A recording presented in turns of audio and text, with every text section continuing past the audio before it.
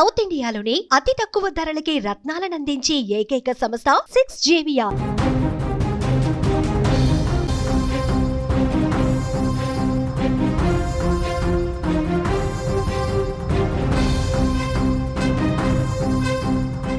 అతను రాష్ట్ర ముఖ్యమంత్రి. చుట్టూ పదుల సంఖ్యలో భద్రతా సిబ్బంది.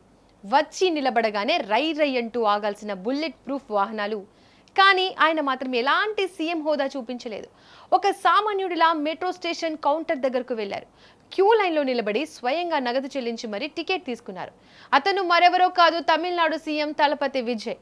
తమిళనాడులో మరోసారి తన ట్రెండ్ మార్కును చూపించాడు. ట్రెండ్ ఫాలో అవ్వను, ట్రెండ్ సెట్ చేస్తానంటున్నారు సీఎం విజయ్. తమిళనాడు ముఖ్యమంత్రిగా బాధ్యతలు చేపట్టినప్పటి నుంచి విజయ్ తనదైన శైలిలో పాలన సాగిస్తున్నారు. కేవలం ఫైళ్లకే పరిమితం కాకుండా ప్రతి శాఖపై ప్రత్యేక దృష్టి సారిస్తూ దూసుకెళ్తున్నారు. ముఖ్యంగా రాష్ట్రంలో మౌలిక వసతుల కల్పన, మెట్రో రైలు ప్రాజెక్టుల పురోగతిని స్వయంగా తానే రోడ్డెక్కి మరీ పరిశీలిస్తున్నారు. ఇందులో భాగంగానే చెన్నైలోని కత్తిపార జంక్షన్లో నూతనంగా చేపట్టిన మెట్రో రైల్ పనులను సీఎం విజయ్ పరిశీలించారు.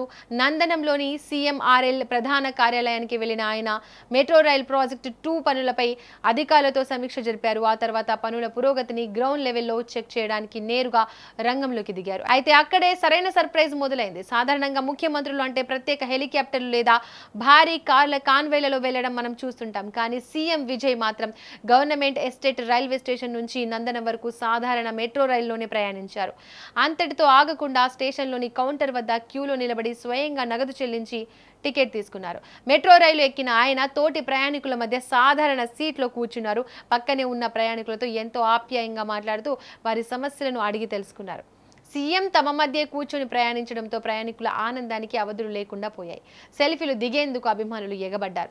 నందనం తర్వాత కారులో గిండి కత్తిపార ఫ్లైఓవర్ ప్రాంతానికి చేరుకున్న సీఎం విజయ్ అక్కడ జరుగుతున్న మెట్రో రైలు నిర్మాణ పనులను దగ్గరుండి మరీ పరిశీలించారు.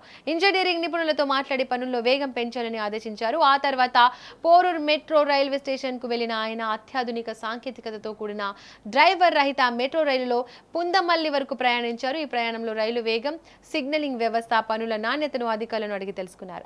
ముఖ్యమంత్రి వస్తున్నారనే సమాచారంతో నందనం, గిండి ప్రాంతాల్లో టీవీకే కార్యకర్తలు, అభిమానులు భారీగా తరలివచ్చారు. ఒక ముఖ్యమంత్రి ఇలా గ్రౌండ్ రియాలిటీ చెక్ చేయడానికి నేరుగా రంగంలోకి దిగడం తమిళనాడు రాజకీయాల్లో సరికొత్త చర్చకు దారితీసింది. అధికారం చేతిలో ఉందని కేబినెట్లో కబుర్లు చెప్పకుండా ప్రజల మధ్యకు వచ్చి వారి సమస్యలను ప్రత్యక్షంగా తెలుసుకోవడం విజయ్ మార్క్ పాలిటిక్స్ కు అసలైన నిదర్శనమని రాజకీయ విశ్లేషకులు అభిప్రాయపడుతున్నారు. ప్రజల కోసం ప్రజల మధ్య ఉండే నాయకుడిగా సీఎం విజయ్ తీసుకుంటున్న ఈ నిర్ణయాలు ఇప్పుడు రాష్ట్ర వ్యాప్తంగా ప్రశంసలు అందుకుంటున్నాయి.